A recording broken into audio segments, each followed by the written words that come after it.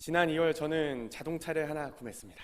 이제 신대원도 왔다 갔다 하고 교회 출퇴근을 더 편하게 하기 위해서 또 사회에도 좀 더 헌신하려고 이제 열심히 돈도 모으고 여러 사람들의 모든 노력을 이제 원기옥처럼 끌어모아 산 차가 지금 주차장에 서 있는 차입니다. 혼다 시빅 하이브리드 2009년식 250만 원에 아는 정비하시는 분을 통해서 구매했는데요. 딱 처음 차에 앉는 순간 그 기분이 뭔지 아십니까? 내 거다. 이 차는 내 차다. 네, 주여, 이 차를 내게 주옵소서. 멋들어진 외관과 슈퍼카 같은 그 계기판이 저의 마음을 착 빼앗기에는 충분했던 것 같습니다.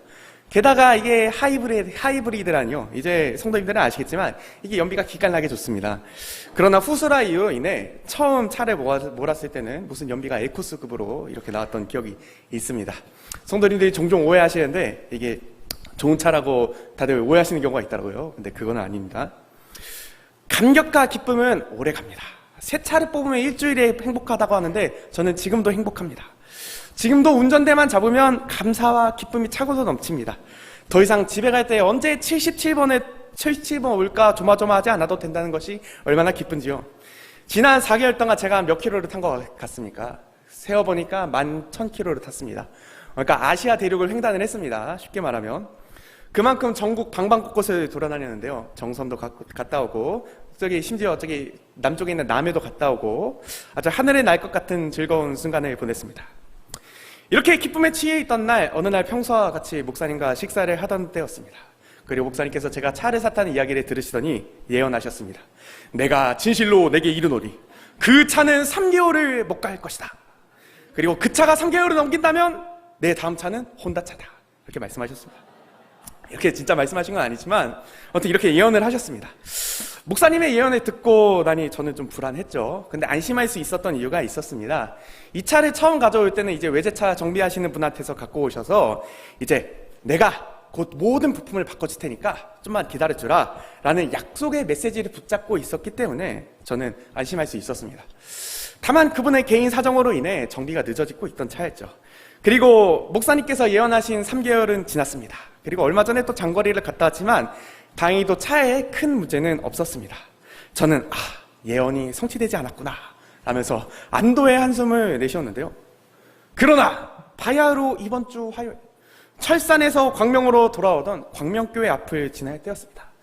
갑자기 차에 레인보우 계기판에 경고등이 전부 다 탁탁탁 뜨더니 차 옆에 갑자기 부르르르르 떨면서 차가 멈췄습니다. 그리고 멈춰버린 차의 핸들을 붙잡고 저의 눈에는 땀방울이 흐르고 생각했습니다. 말씀하신 대로. 목사님께서 말씀하신 대로 성취가 되었구나. 역시 이게 목사님의 말씀에는 권위가 있다더니 지금은 차는 굴러갑니다. 근데 이게 또 언제 멈출까 두려워하는 마음으로 지금 계속 차를 타고 있습니다. 어떻습니까? 지금 웃으면서 얘기할 수 있고 설교 때 예화거리가 생겼다는 것에 기쁩니다. 다행히도 이게 얼마짜리 예화입니까? 250만 원짜리 예화입니다. 이게 성도님들께서 웃어주시는 거 보니까 250만 원의 그 값어치를 하는 것 같습니다. 그때는 하늘이 무너지는 것 같았습니다. 본문의 아브라함의 상황도 비슷한데요. 하나님께서 아브라함과 말씀하신 대로 노년에 이삭이 태어나게 됐습니다. 도무지 아이가 생겨날 수가 없을 것 같은 죽은 것 같은 아브라함과 사라의 몸을 통해서 하나님의 약속이 말씀대로 성취가 되었죠. 저는 차가 퍼져서 눈에 땀방울이 흘렀지만 오늘 본문의 말씀에서는 사라는 웃게 됩니다. 성도님들, 하나님의 말씀의 능력을 믿으십니까?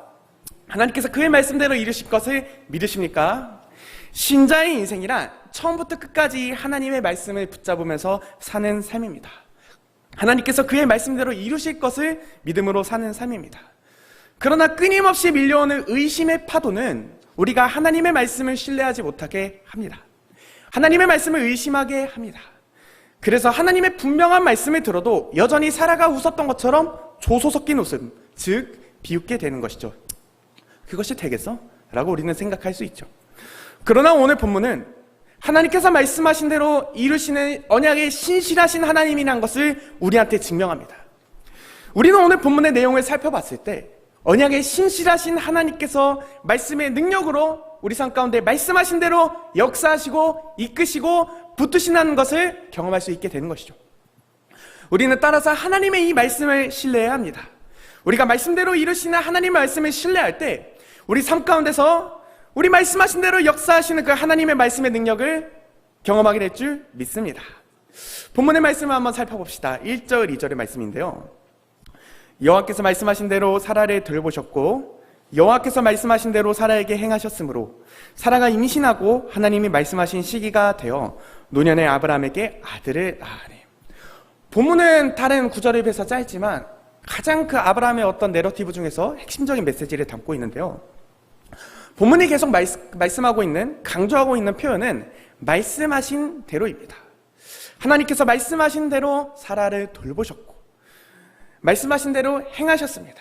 그리고 말씀하신 바로 그 시기에 하나님께서 약속하신 바를 이루셨습니다. 우리는 말씀하신 대로 행하시는 하나님의 말씀을 신뢰해야 합니다. 하나님의 말씀의 능력을 의지해야 합니다. 우리가 그렇게 말씀대로 행하시는 하나님의 말씀을 신뢰할 때 하나님의 말씀의 능력이 우리 삶 가운데 경험하게 될 줄 믿습니다. 그러나 계속해서 살펴보한 것 같이 아브라함의 인생 가운데 마찬가지로 우리의 삶은 어떠합니까? 말씀대로 이루어지지 않는 것 같은 현실, 하나님의 말씀이 능력이 나타나지 않은 것 같은 현실을 우리는 지나고 있죠. 끝없는 말씀이 언제 성취될까 기다림 가운데 우리 인생을 거하고 있습니다. 오늘 본문 이전의 아브라함의 상황은 어떠합니까? 로마서 4장의 말씀은 다음과 같이 얘기하는데요. 다음과 같이 한번 큰 목소리로 읽어봅시다. 시작! 그가 백성화되어 자기 몸이 죽은 것 같고 사라의 태가 죽은 것 같음을 알고도 믿음이 약하여지지 아니하고. 아멘. 아브라함과 사라의 몸은 죽은 것과 같습니다. 우리의 관점으로 봤을 때는 도무지 아이를 출산할 수 없는 것 같은 불가능한 상황입니다. 우주선을 타고 달로 가는 현대 과학기술에도 45세 이상의 산모가 인공수정 시술로 임신할 수 있는 확률은 1%를 웃돈다고 합니다. 하물며 고대 근동에서 어떤 과학기술도 발달하지 않았던 사라가 99세가 된 사라는 어떠했을까요? 이것이 아브라함과 사라가 직면하게 된 불가능의 현실입니다. 죽음과 같은 현실입니다. 우리도 아브라함과 같이 불가능의 현실을 마주하고 있어요. 하나님의 말씀이 도무지 이루어지질 것 않을 같은 그런 불임의 현실, 죽음과 같은 현실을 우리는 마주하고 있습니다. 지금 성도님 앞에 주어진 이 사라의 현실은 무엇입니까? 어쩌면 수십 년간을 기도했지만 복음을 받아들이지 못하는 나의 남편일 수 있죠. 열심히 사역했지만 복음의 열매를 맺지 못하는 내가 맡은 부서일 수 있습니다. 더 나아가 하나님의 말씀을 떠나 타락해가는 우리 사회의 현실, 또 공중의 권세 잡은 자, 도무지 하나님께서 통치하는 것 같지 않은 사단이 지배하는 것처럼 보이는 온 세상이 뭐예요? 바로 아브라함과 사라, 또 우리가 직면한 불임의 현실, 죽음과 같은 현실입니다. 저도 사역을 하다 보니 이 현실에 많이 직면을 하게 됩니다. 도무지 아이들이 열심히 사역을 해도 예수님을 믿을 것 같지 않아요. 열심히 사역도 하고 설교도 하고 열심히 준비하고 맛있는 것도 사 먹이고 공부도 가르치고 제자 훈련도 하고 여러 노력을 기울여 봤지만 이들이 마음문을 열고 예수 그리스도를 나의 구주로 영접할 그런 기미가 보이지 않아요. 수요일에 말씀드렸던 것처럼 성도님들의 그런 간절한 기대와 그런 간절한 헌신이 필요했던 것은 이 아이들이 마음문이 너무나 다쳐서 도무지 복음이 들어갈 틈이 보이지 않았기 때문입니다. 하나님의 말씀의 능력이 나타난다는, 믿음으로 믿음에 이르게 한다는 로마서의 9절의 말씀을 누구보다도 잘 알고 있는 저희지만 이 하나님의 말씀이 과연히 아이들에게 임해서 이번 수련회와 여름 성경학교 가운데 그들의 10년 가운데 예수 그리스도를 구조로 영접하는 그런 역사가 일어날지는 저도 때로는 의심하고 확신하지 못할 때가 있습니다. 그러나 우리는 우리의 현실을 뛰어넘어서 일하시는 이 하나님의 말씀을 신뢰해야 될 줄 믿습니다. 불가능에서 가능성을 창조하시는 하나님께서, 죽음에서 생명을 창조하시는 하나님께서 말씀대로 우리 삶 가운데 역사하실 줄 믿습니다. 우리가 이 말씀의 능력을 확신할 수 있는 것은 하나님께서 우리가 그 말씀의 능력을 믿을 때 아브라함과 사라의 현실, 불임의 현실, 죽음과 같은 현실, 또 우리가 마주하고 있는 그 하나님의 현실을 뚫고 나와 우리를 하나님께서 완전히 다른 하나님의 세계로 우리를 초대하실 것을 믿기 때문입니다. 오늘이 바로 그 본문이에요. 언약의 신실하신 하나님께서 끊임없는 기다림 가운데서 드디어 그 말씀하신 약속대로 이루셨다는 증거입니다. 하나님의 말씀이 성취되었다는 증거예요. 하나님의 말씀에 능력이 있다는 증거예요. 우리가 1절부터 3절까지 이어지는 말씀하신 대로 말씀하신 대로를 읽을 때 우리는 이 가슴이 뜨거워져야 돼요. 이 말씀하신 대로를 이루신 하나님께서 그 말씀을 동일하게 나의 삶 가운데 이루실 것을 믿음으로 이 말씀을 가슴 뜨겁게 읽을 수 있어야 해요. 또한 우리는 아브라함은 그 말씀의 능력이 어떻게 임했습니까? 이삭의 출생으로 임했는데 이것보다 더 영광스럽고 확실한 증거를 얻었어요. 그것이 무엇이죠? 하나님의 말씀이 육신이 되어 우리 가운데 거하신 예수 그리스도인 줄 믿습니다. 요한일서 1장은 다음과 같이 얘기하는데요, 다 같이 한번 큰 목소리로 읽어봅시다. 시작. 태초부터 있는 말씀에 관하여는 우리가 들은 바요 눈으로 본 바요 자세히 보고 우리의 손으로 만진 바라. 이 생명이 나타나신 바 된지라. 이 영원한 생명을 우리가 보았고 증언하여 너에게 전하노니 이는 아버지와 함께 계시다가 우리에게 나타내신 바 된 이시니라. 아멘. 우리는 바로 이 예수 그리스도를 믿는 줄 믿습니다. 이 예수 그리스도가 무엇입니까? 전체 성경을 통틀어서 하나님의 말씀 구약의 성취이고 능력이고 증거이며 역사이며 증명이고 영광이라는 것을 우리는 믿습니다. 그가 하나님의 말씀대로 3일 만에 죽었다 다시 살아나신 그 빈무덤이 하나님의 말씀의 능력이 가진 증거예요. 3일 만에 죽었다가 다시 살아나셔서 우리의 모든 죄를 사하시고 우리에게 영원한 생명을 주시며 모든 사단의 권세를 이기시고 승천하사 온 세상을 통치하시는 주가 되셨다는 것이 우리는 믿습니다. 그리고 그가 우리에게 영원한 영광의 면류관을 주시러 이 땅 가운데 다시 오실 것을 우리는 믿습니다. 그래서 요한일서 5장 9절은 다음과 같이 얘기합니다. 만일 우리가 사람들의 증언을 받을진대 하나님의 증거는 더욱 크도다. 하나님의 증거는 이것이니 그의 아들에 대하여 증언하신 것이니라. 아멘. 우리는 이 말씀을 가지고 있어요. 하나님의 말씀이 성취된 모든 인류의 역사를 이 말씀 안에 가지고 있는 줄 믿습니다. 특히 오늘 우리가 살펴본 이 본문과 우리의 영원한 왕이신, 우리의 영원한 구주이신 예수 그리스도가 하나님의 말씀의 성취가 된 하나님의 능력이 나타난 결정적인 사건인 줄 믿으십니다. 이 말씀을 신뢰하십시오. 이 하나님의 말씀의 능력을 의지하십시오. 우리 인생에 살면 끊임없는 의심의 회의의 파도가 몰아칠 것입니다. 우리 인생은 무엇입니까? 의심과 회의의 파도가 우리의 발을 끊임없이 적시고 때로는 우리를 집어삼킬 듯이 몰아치는 바닷가에 서 있는 인생입니다. 그러나 우리의 믿음의 인생은 우리 모든 시선을 하나님의 말씀의 위대한 성취이시며 증거이자 증명인 예수 그리스도께 고정한 채로 모든 의심과 회의의 파도와 바다를 헤쳐나가는 줄 인생길입니다.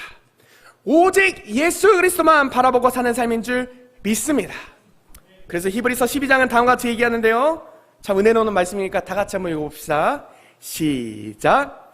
이러므로 우리에게 구름과 같이 둘러싼 허다한 증인들이 있으니 모든 무거운 것과 얽매이기 쉬운 죄를 벗어버리고 인내로써 우리 앞에 당한 경주를 하며 믿음의 주요 또 온전하게 하시는 이인 예수를 바라보자. 그는 그 앞에 있는 기쁨을 위하여 십자가를 참으사 부끄러움을 개의치 아니하시더니 하나님 보좌 우편에 앉으셨느니라. 아멘. 믿음의 선지들이 바라고 바랬던 예수 그리스도, 보이지 않는 것들의 실상이요 바라는 것들의 증거인이 예수 그리스도가 하나님의 말씀의 증거입니다. 우리 삶 가운데 함께 하십니다. 그렇게 우리는 하나님의 말씀을 신뢰하며 살아갈 수 있는 줄 믿습니다. 그러나 우리가 하나님의 말씀을 신뢰하지 못한다면 어떻게 될까요? 아브라함은 믿음의 여정 가운데서 하나님의 말씀을 신뢰하지 못하고 그의 여종 하갈에게서 이스마엘을 낳게 되었습니다. 이스마엘은 본문 뒤의 말씀에서 이삭을 괴롭힙니다. 결국 이스마엘과 하갈은 아브라함의 집에서 쫓겨나게 되었습니다.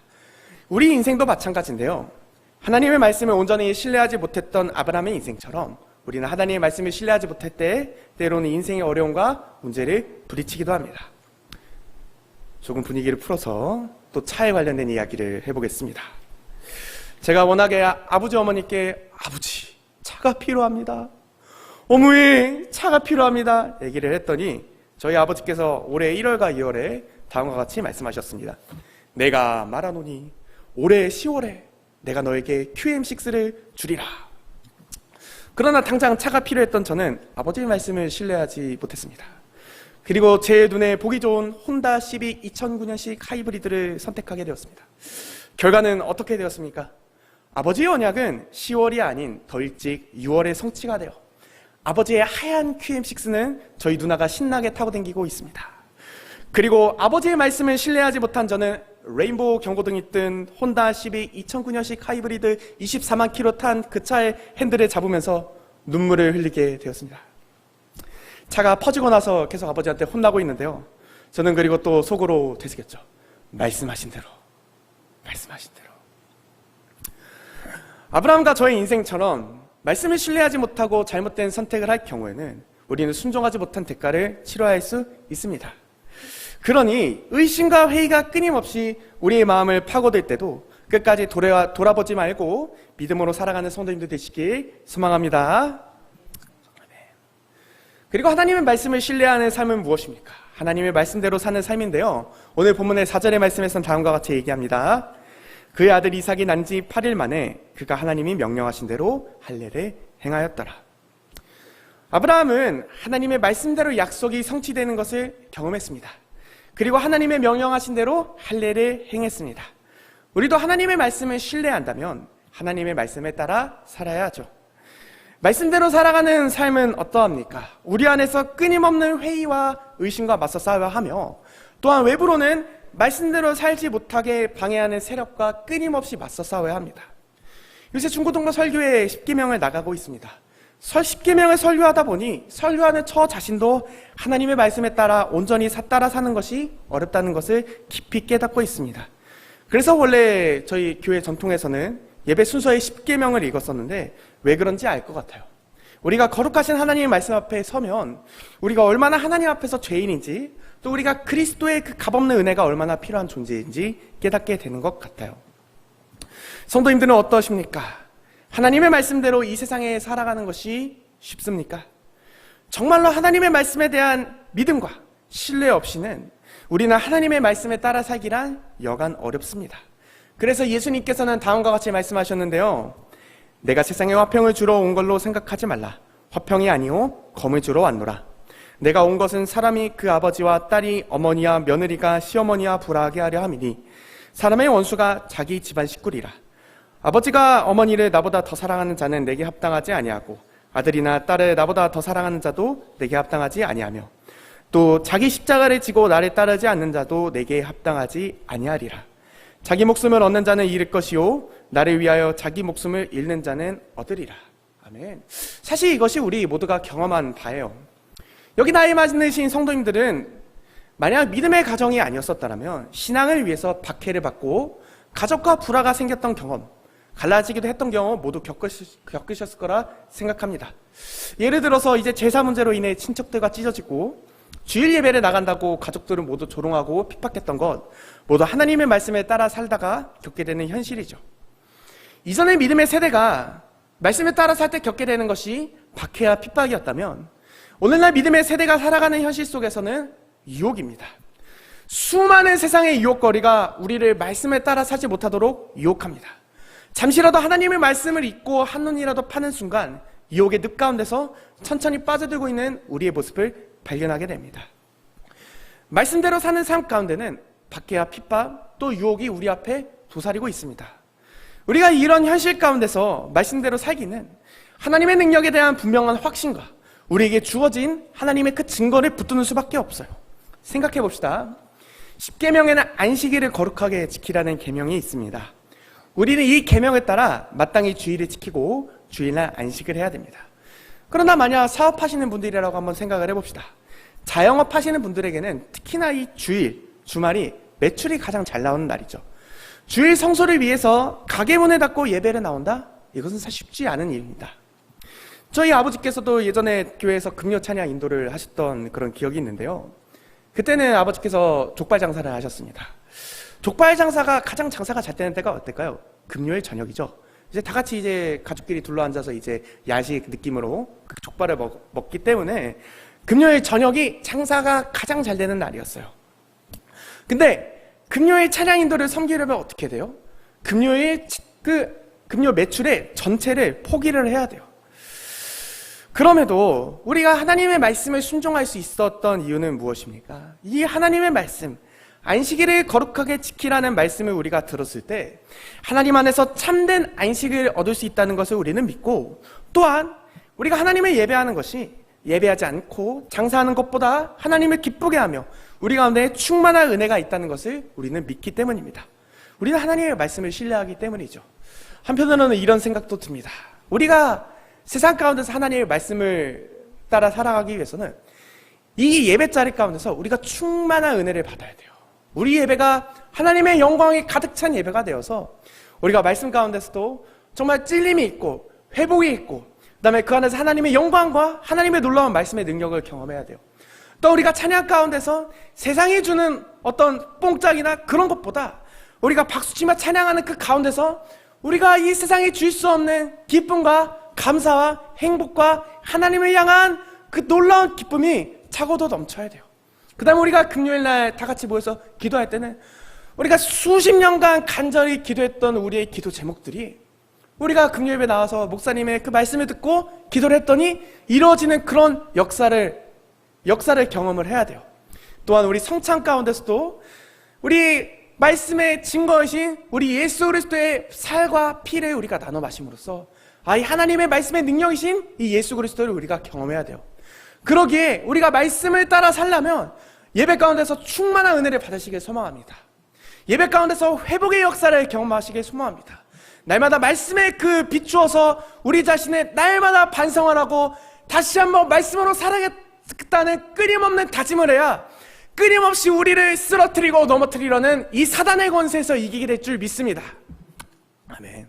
우리 예배가 그렇게 살아나는, 정말 우리 영광교회 예배가 하나님의 영광이 그런 가득 찬 예배가 되길 간절히 소망합니다. 또한 원수를 사랑하라. 우리가 사랑하실 수 있겠습니까? 한번 마음속에 생각을 해봅시다. 나한테 원수가 누가 있나? 우리 특히나 회사원분들 같은 경우에는 나를 괴롭히는 그런 직장 상사가 또 될 수 있겠죠. 이렇게 나를 그냥 단순히 괴롭히는 직장 상사도 정말 사랑하기 어려운데 원수를 정말 사랑할 수 있을까요?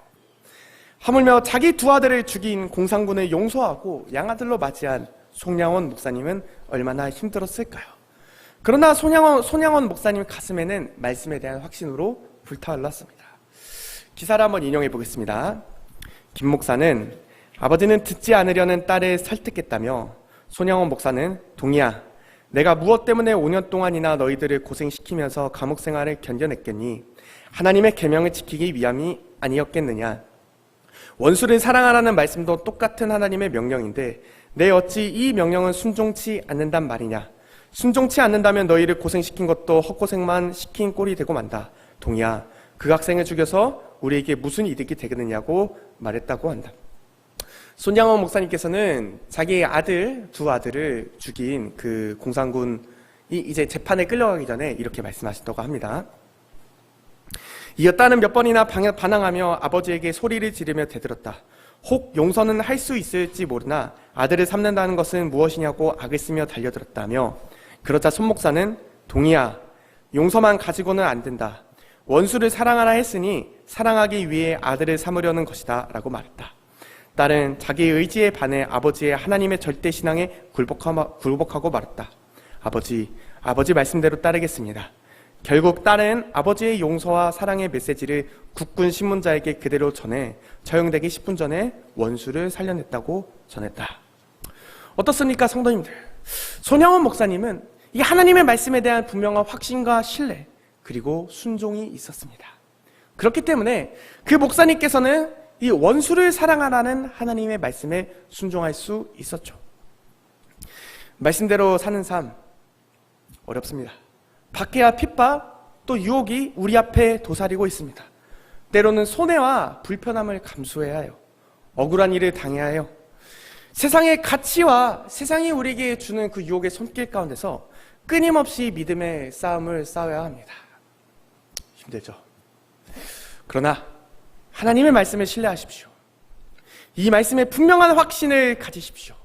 우리가 이 하나님의 말씀을 신뢰하고 이 말씀에 분명한 확신을 가질 때 우리는 우리의 삶의 현장 가운데서 믿음으로 승리하게 될 줄 믿습니다.